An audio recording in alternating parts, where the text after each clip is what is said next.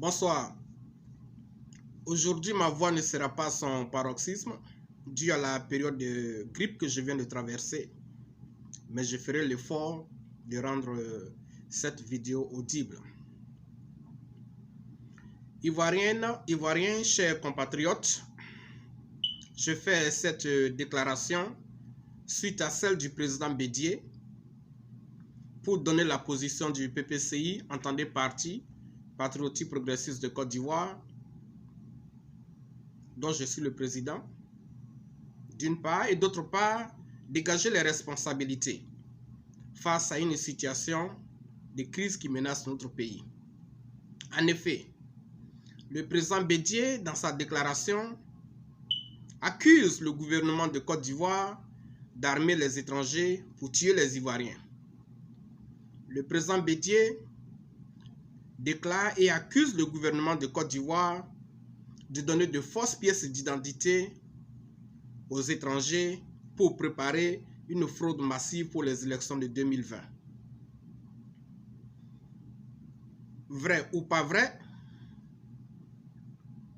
nous venons de vivre des événements douloureux à Béoumi, où on a vu des étrangers armés de Kalachnikov terroriser la population et même les forces de l'ordre.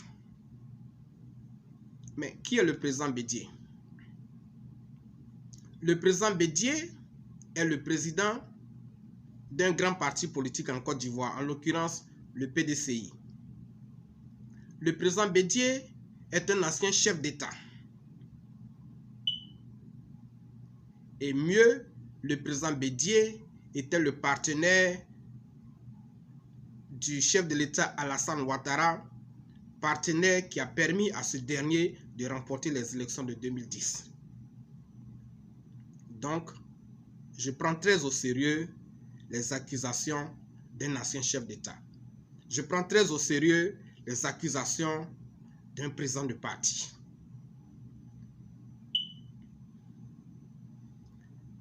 Je voudrais faire un rappel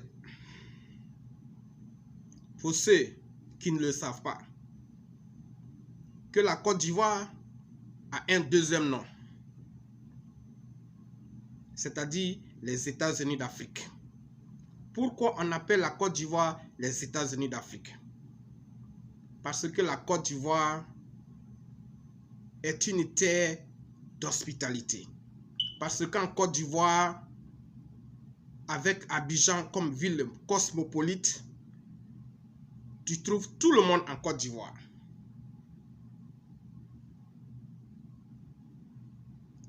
L'étranger a sa place en Côte d'Ivoire. L'étranger a sa place partout. Même Dieu défend l'étranger. Moi-même, je vis à l'étranger, aux États-Unis, je ne peux pas être contre l'étranger. Mais quand tu es un étranger, que tu arrives dans un pays, tu respectes les lois de ce pays. Quand tu es un étranger, que tu arrives dans un pays, tu ne fais pas la politique. Quand tu es un étranger, que tu arrives dans un pays, tu ne prends pas les armes contre les citoyens. Quand tu es un étranger, que tu arrives dans un pays, tu ne te laisses pas manipuler par des courants politiques. La Côte d'Ivoire a toujours été une terre d'accueil et d'hospitalité pour tout le monde dans la sous-région. Si bien qu'elle attire tout le monde. Des bandits, des criminels, de bonnes personnes, de mauvaises personnes. Donc il faut faire la part des responsabilités. Aujourd'hui, des leaders politiques sont en train de manipuler des étrangers pour fragiliser, pour rendre faibles les nationaux.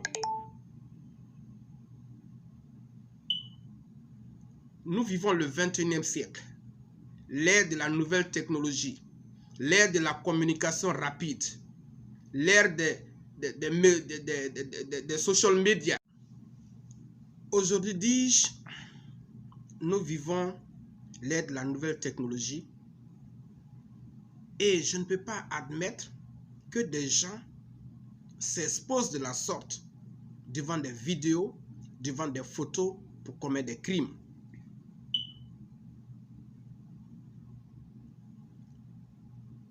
Étrangers de Côte d'Ivoire, vous êtes chez vous en Côte d'Ivoire. Mais comme je viens de le dire tout à l'heure, un étranger, il respecte les lois, il respecte les règles établies. Ne vous laissez pas manipuler par des leaders politiques qui demain vont partir en exil et vous laisser sur les carreaux. Parce que tout ce qui se passe aujourd'hui est recordé dans les vidéos, dans les photos, dans les satellites. Et vous êtes sans ignorer que le pouvoir est une roue qui tourne.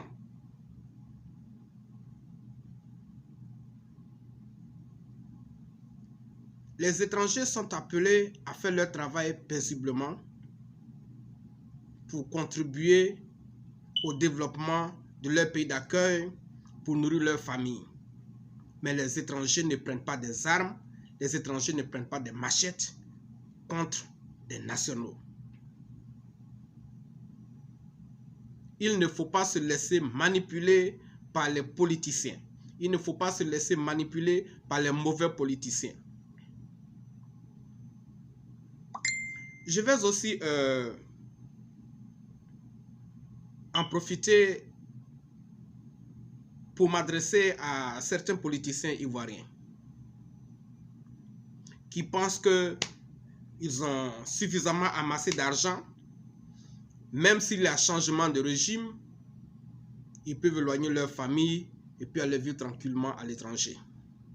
Je vis aux États-Unis depuis un moment et je tiens à vous dire que cela a commencé au Canada. Cela se passera aussi aux États-Unis. Quand tu demandes l'exil aujourd'hui, l'exil n'est plus facilement accordé, surtout avec des gens qui ont un certain record politique ou bien criminel. Et nous travaillons dans des organisations pour empêcher que des gens pillent leur pays, les gens tuent dans leur pays, les gens mettent des ordres dans leur pays et viennent en Occident pour demander l'asile politique. Il y a des organisations africaines au Canada, il y en a aux États-Unis, il y en a ailleurs qui travaillent dans ce sens. Donc, vous pouvez mettre le désordre en Côte d'Ivoire, faire tuer les citoyens et puis espérer venir aux États-Unis ou bien en France, bien en Angleterre pour vivre tranquillement, ça ne se passera pas comme ça. Réveillez-vous, le monde a changé. Le monde a changé. Il faut arrêter d'inciter le peuple à la division. Ceci dit, je voudrais lancer un appel aussi à tous les partis politiques d'œuvrer pour le retour véritable de la paix en Côte d'Ivoire. Dans un an et demi, nous irons aux élections présidentielles qui doivent nous permettre d'élire un nouveau leader pour unir les Ivoiriens. Mais on ne peut pas aller aux élections dans un tel climat. Comme on l'a fait en 2010 et en 2011. La Côte d'Ivoire aspire à la paix. Que tu sois du nord, du sud, de l'est, de l'ouest, du centre, nous sommes appelés à vivre ensemble.